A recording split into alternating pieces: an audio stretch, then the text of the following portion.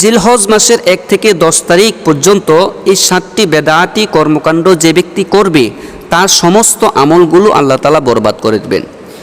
এই 7টি বেদাতি কর্মকাণ্ডের কারণে আপনার সমস্ত আমল নষ্ট হয়ে যেতে পারে, আপনার কাবিরা গুনাহ হতে পারে, আপনার অনেক মারাত্মক পর্যায়ের ক্ষতি হতে পারে। এই 7টি ভুল আপনি কখনোই করবেন না, 7টি বেদাতি কাজ আপনি কখনোই করবেন না। বিশেষ করে মহিলারা, মা বোনেরা এই 7টি কাজ থেকে অবশ্যই বিরত থাকবেন। এই 7টি ভুল কখনোই করবেন না। তার মধ্যে 1 নম্বর ভুল হচ্ছে, যখন জিলহজ মাস আসে হজের সময়ে একজন তাকবীর বললে তার শোনার পরে, তার তাকবীরের আওয়াজ শোনার পরে সবাই সমস্বরে তাকবীর বলে ওঠা, এটা থেকে বিরত থাকতে হবে। সবাই একসাথে তাকবীর বলতে হবে, একসাথে নিজ নিজ দায়িত্ব নিয়ে তাকবীর বলতে হবে।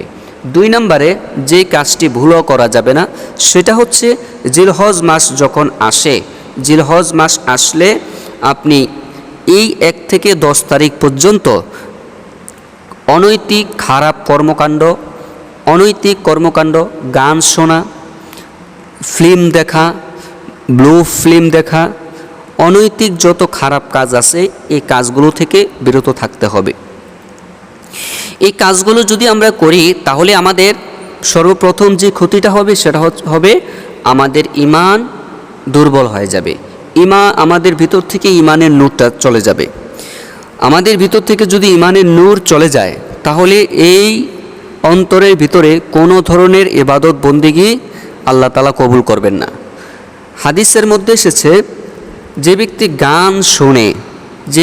গান শুনে, গান উপভোগ করে, গানের মজা ভোগ করে, আল্লাহ পাক তাকে জাহান্নামে নিক্ষেপ করবেন। গান শোনা, গান কয়েক প্রকারের হয়, একটা হচ্ছে ইসলামী গান, একটা হচ্ছে কি গান, ইসলামী গান, আর একটা হচ্ছে অনইসলামিক গান। যে গানের মধ্যে অশ্লীলতা আছে, বেহায়াপনা আছে, বেলাল্লাপনা আছে, এই ধরনের গান শোনা থেকে বিরত থাকতে হবে। এই ধরনের গান শোনা জায়েজ নাই। তারপরে যে আমরা ফিল্ম দেখি, ফিল্মের মধ্যে অনেক খারাপ কাজ করে, নারী পুরুষ একসাথে বেপরদাভাবে অনেক খারাপ সেক্সুয়াল যে কাজগুলো আছে এগুলো করে, খারাপ কাজ করে, শারীরিক সম্পর্ক করে। এগুলা দেখলে আমাদের ঈমানের নূর চলে যাবে, আমাদের মারাত্মক পর্যায়ের গুনাহ হবে, ঈমানের নূর চলে যাবে, আর মারাত্মক পর্যায়ের কাবিরা গুনাহ হবে। এই জিনিসগুলো থেকে আমাদের বিরত থাকতে হবে।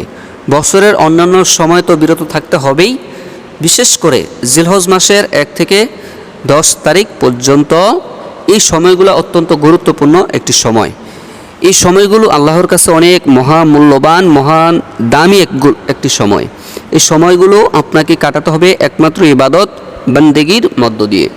ইবাদত বন্দেগী যদিও আমরা কম করি কিন্তু আমাদের গুনাহ থেকে বিরত থাকতে হবে।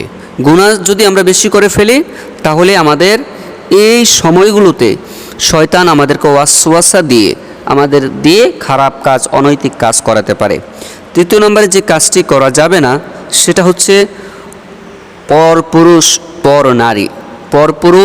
পর নারীদের সাথে মেলামেশা করা যাবে না। পরপুরুষ পর নারী কারা, এমনকি তাদের সাথে দেখা দেওয়া যাবে না, কথা বলা যাবে না। ইসলামী শরীয়তে 14 জন মাহরাম আছে। 14 জন ছাড়া একজন পুরুষের জন্য, একজন নারীর জন্য আর কারোর সাথে দেখা দেওয়া জায়েজ নাই।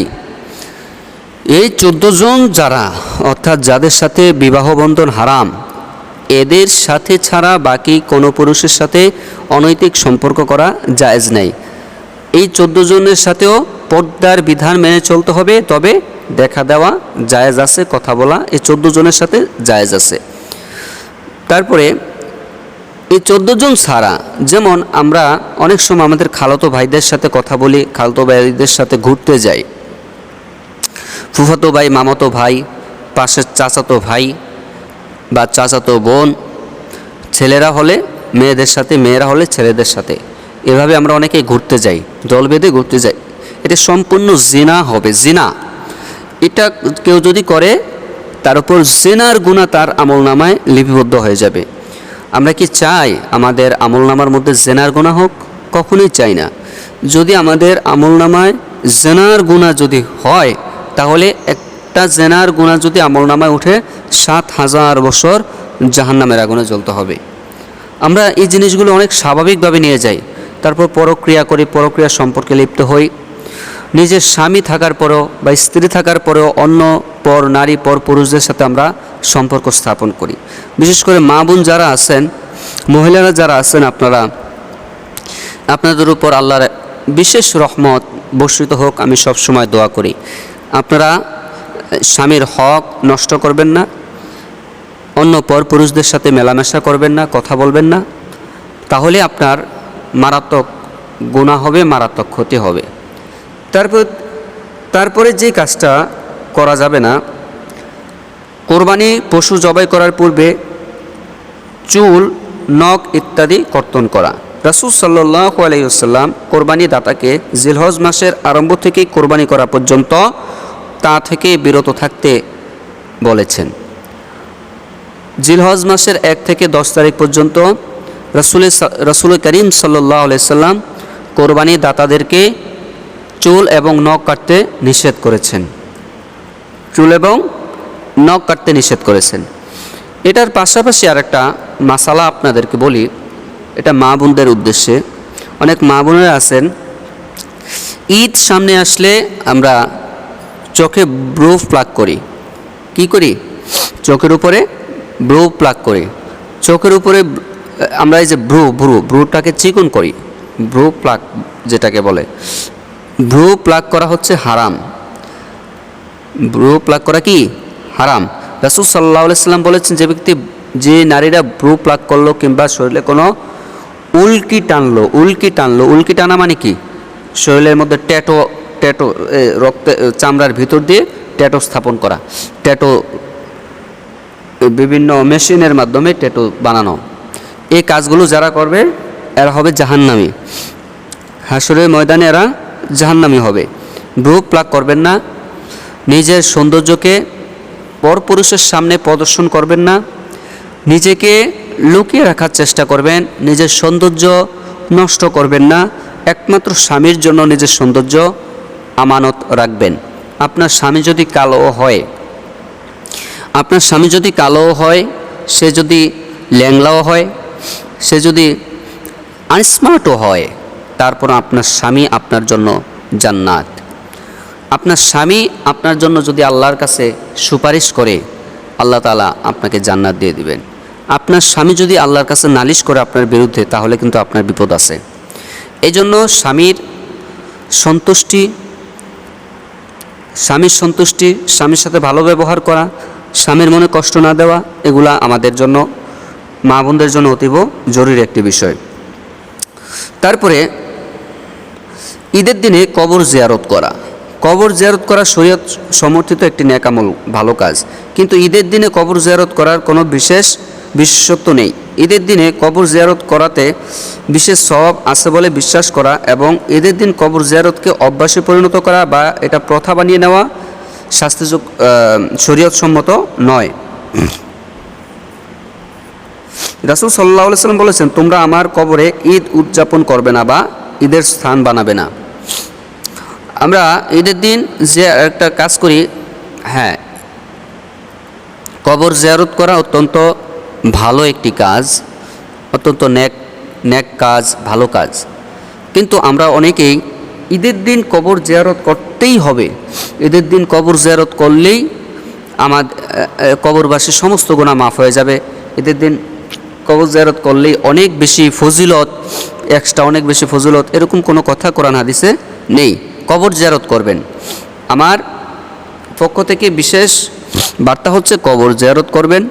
বেশি বেশি কবর জিয়ারত করলে, বিশেষ করে নিজের মা বাবার কবর জিয়ারত করার সবচেয়ে বেশি গুরুত্ব দিবেন। সন্তানের জন্য সবচেয়ে বেশি গুরুত্বপূর্ণ যে কাজটা, সেটা হচ্ছে সন্তান নিজের মা বাবার কবর জিয়ারত করলে আল্লাহ তাআলা সে দোয়া তাড়াতাড়ি কবুল করেন। সন্তান মা বাবার জন্য দোয়া করলে আল্লাহ তাআলা সে দোয়া তাড়াতাড়ি কবুল করেন। আমি মৌলবি যদি দোয়া করি, বা কোনো হুজুরদেরকে নিয়ে যদি দোয়া করান, সেটা কবুল হইতেও পারে, নাও হইতে পারে, কোনো গ্যারান্টি নাই। কিন্তু সন্তান যখন মা বাবার জন্য দোয়া করবে অথবা মা বাবার সন্তানের জন্য দোয়া করবে, এটা কবুল হবে, এত কোনো সন্দেহ নেই। এই জন্য এই জিনিসগুলো একটু খেয়াল রাখবেন। তারপরে গান বাদ্য ইত্যাদি। গান বাদ্য ঈদের দিন ডেক সেট দিয়ে আমরা ঈদের দিন কী করি? গান বাদ্য বাজাই। ডেক সেট দিয়ে ঈদের দিন আমরা গান বাদ্য বাজাই। এটা অত্যন্ত শরীয়ত বহির্ভূত, শরীয়ত গর্হিত একটি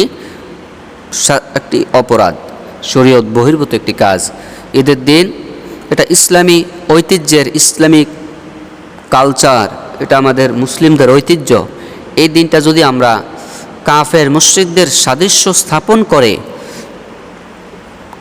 হ্যাঁ, বিধর্মীদের সাদৃশ্য স্থাপন করে যদি আমরা এভাবে চলি, ডেক সেট বাজাই, তারপরে নারী পুরুষ একসাথে নাচানাচি করি, রাসূল সাল্লাল্লাহু আলাইহি সাল্লাম বলেছেন, যে ব্যক্তি কোনো সম্প্রদায়ের সাদৃশ্য অবলম্বন করবে, সে হাসরের ময়দানে ওই সম্প্রদায়ের সাথেই উঠবে। এজন্য আমরা ঈদের দিনকে গান বাদ্য, নাচানাচি, ঢোল তবলা এগুলার দিন বানাবো না। পুরুষ কর্তৃক মহিলার বেশভূষা ধারণ করা এবং মহিলা কর্তৃক পুরুষের বেশভূষা ধারণ করা, এটা তো বুঝতে পেরেছেন। অনেক পুরুষরা ঈদের সময় নারীদের স্টাইল ধারণ করে, আবার অনেক নারী আছে পুরুষদের স্টাইল ধারণ করে। যেমন অনেক মহিলারা, বিশেষ করে অনেক মেয়েরা ছেলেদের মতো প্যান্ট শার্ট পরে, ছেলেদের মতো প্যান্ট শার্ট পরে, ছেলেদের মতো সাজগোজ করে।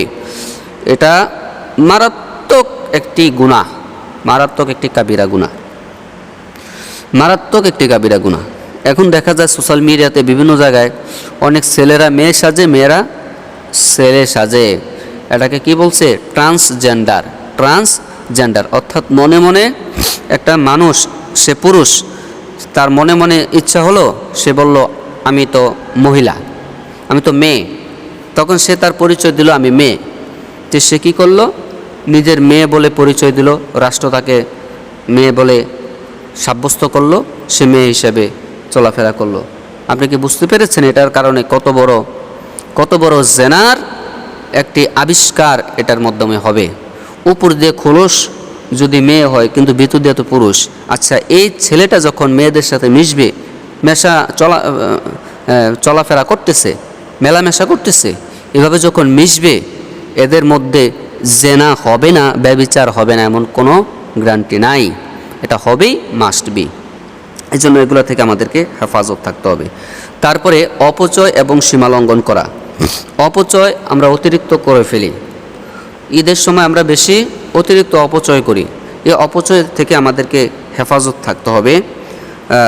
আল্লাহ পাক রব্বুল আলামিন সূরাতুল আনআমের মধ্যে বলেন, ওয়ালা তুসরিফু ইন্নাহু লা ইউহিব্বুল মুসরিফিন।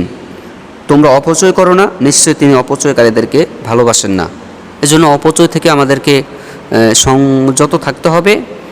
আর জিলহজ মাসের ইবাদতগুলো, আমলগুলো আমাদেরকে বেশি বেশি করে করার প্রস্তুতি এখন থেকে গ্রহণ করতে হবে। আল্লাহ পাক আমাদেরকে জিলহজ মাসকে কেন্দ্র করে বেশি বেশি করে নেক আমল করার তৌফিক দান করুক। আমিন।